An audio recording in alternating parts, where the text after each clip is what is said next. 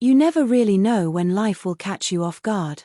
Sometimes it's not in the middle of a grand event, but in the stillness of ordinary evenings, the kind where the clatter of dishes and the hum of the stove feel louder than your own thoughts.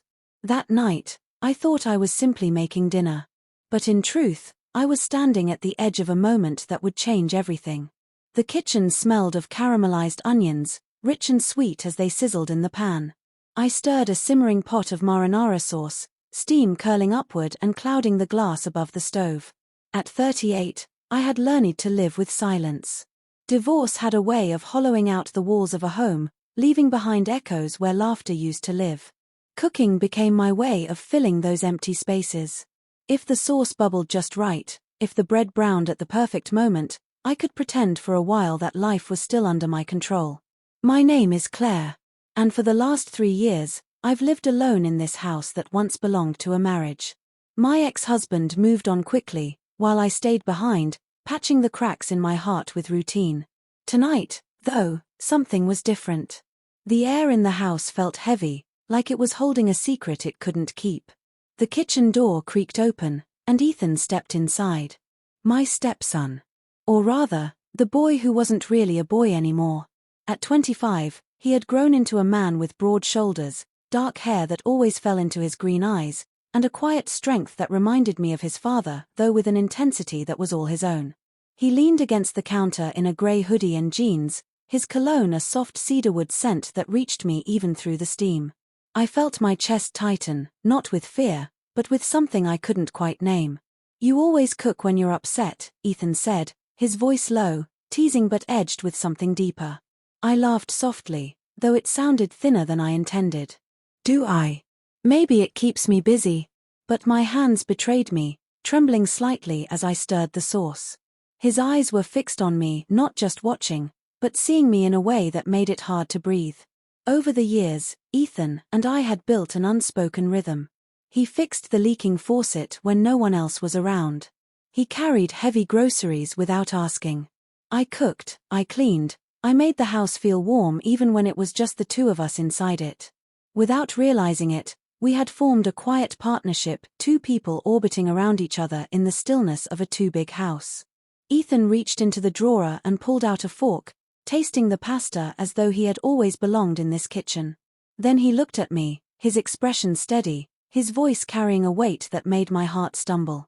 "You miss it, don't you? Being married. Being wanted." The words landed like stones in still water. My spoon froze mid-stir. 4 years, I had avoided mirrors, avoided the truth that I missed being someone's first thought at the end of the day. His question ripped open the lock I had kept on that ache. "I think everyone misses being wanted," I whispered, my voice shaking. He didn't flinch. His eyes softened. "I see you, Claire. I see how much you give, how hard you try. And I see how lonely you are, even when you pretend not to be." Something inside me cracked. My laugh came out sharp, wrong. "You're being dramatic, Ethan." "Maybe." His lips curved in a faint smile. "But I mean it." He stepped closer, close enough that I could feel the warmth of his presence. My heart raced. My body reacted before my mind could reason. "Why now?" I asked, barely holding his gaze. His voice was quiet but firm. "Because you look beautiful tonight. Because I can't keep pretending I only see you as my stepmom when the truth is, you're so much more." The air between us thickened. I wanted to tell him it was wrong. I wanted to remind him of lines that shouldn't be crossed. "We can't have this conversation," I said, my voice trembling. "It's inappropriate. I helped raise you." "I'm not a boy anymore," Ethan said. His tone was steady, resolute. "And you're not just someone who cooked my meals. We both know we've been dancing around this for a long time." My body pressed back against the counter, needing space, needing air. But his words echoed in my chest, louder than the simmering sauce. "Tell me you haven't felt it too," he whispered. I opened my mouth, but nothing came out. Because the truth was, yes, I had felt it. In the brush of his hand when we passed in the hallway, in late-night talks that lingered too long, in glances that carried questions neither of us dared to ask.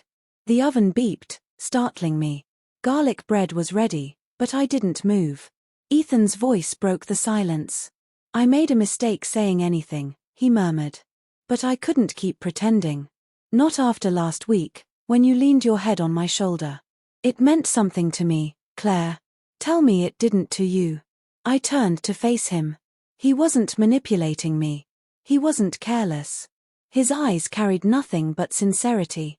And that terrified me more than anything. "I don't know what I'm doing," I admitted. "Neither do I," he said softly. "But maybe that's okay." The tension between us pulsed, steady and undeniable. His hand hovered near mine, not touching, waiting for permission. My heart pounded as every memory of loneliness pressed against the truth of his presence.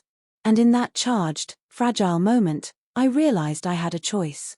To keep living buried in silence, or to admit that I had felt it too. What I said next would change everything.